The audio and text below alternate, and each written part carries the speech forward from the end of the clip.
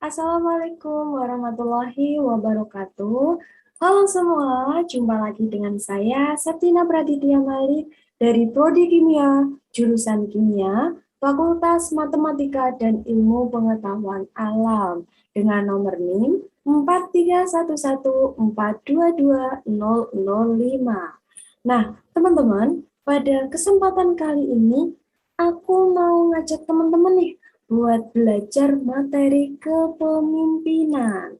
Oke teman-teman, tanpa berlama-lama lagi, yuk langsung saja kita belajar materi kepemimpinan.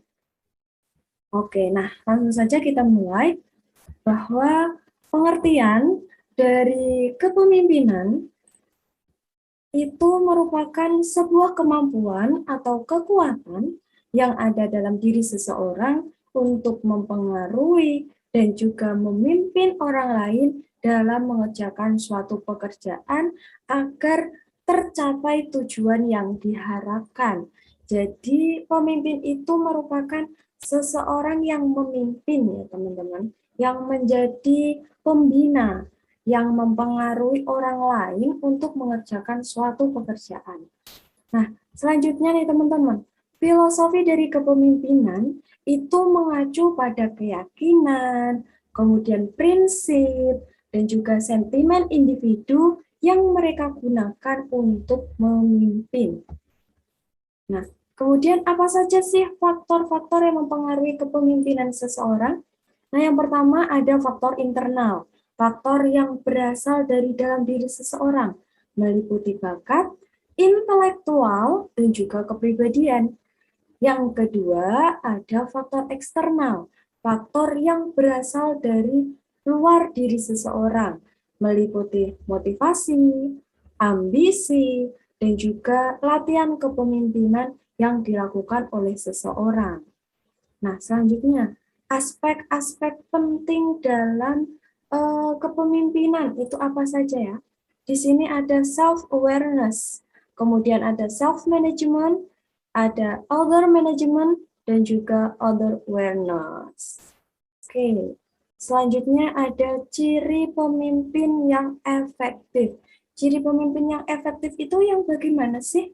Yang pertama, yaitu pemimpin yang bisa menentukan ataupun membuat strategi yang tepat, bisa menjadi perencana yang tangguh, menjadi organisator. Maaf ya teman-teman, di sini ada tipe.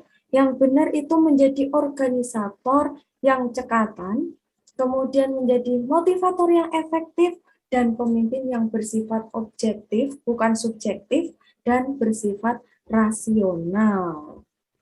Oke, lanjut ke macam-macam gaya kepemimpinan. Nah, teman-teman, pada zaman sekarang itu ada banyak sekali gaya kepemimpinan.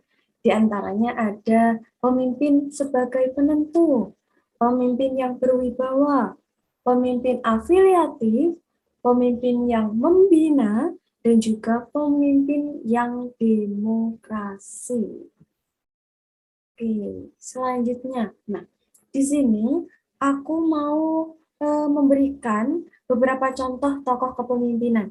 Yang pertama yaitu ayah. Nah, seperti yang kita tahu ya teman-teman bahwa seorang ayah itu adalah kepala keluarga. Jadi tentu seorang ayah itu termasuk ke dalam pemimpin yang bertugas memimpin keluarganya, memimpin pasangan atau istrinya, memimpin anak-anaknya. Nah, jadi ayah ini dia akan membina keluarganya untuk mencapai suatu tujuan yang sudah ditentukan, yang sudah direncanakan untuk kedepannya.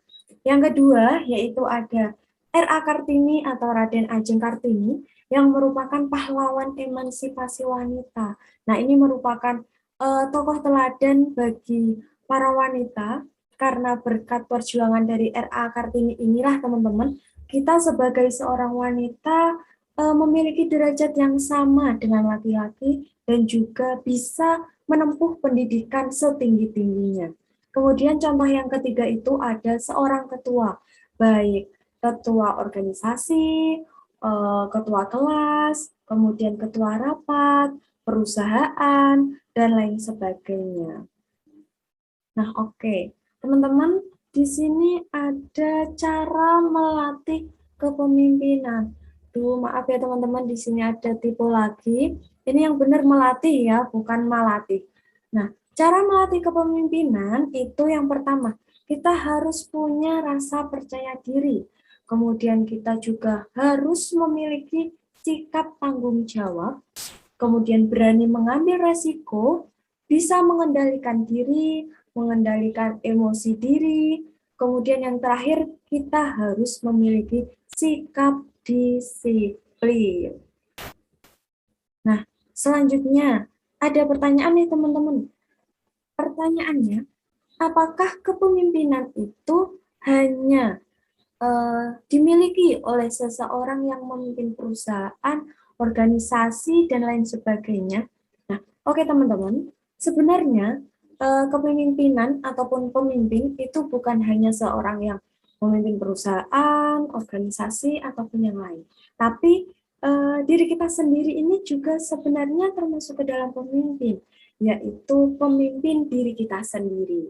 Jadi sebagai pemimpin diri kita sendiri, kita itu memiliki tugas untuk memimpin diri kita, membina diri kita, untuk melakukan suatu pekerjaan, untuk melakukan suatu usaha-usaha, untuk mencapai tujuan kita, cita-cita kita, dan juga mimpi-mimpi kita. Jadi gitu ya teman-teman, bahwa sebenarnya diri kita itu juga termasuk ke dalam pemimpin. Oleh karena itu, kita harus memiliki sikap yang percaya diri, kemudian tanggung jawab, dan juga disiplin terhadap segala sesuatu, utamanya disiplin terhadap waktu.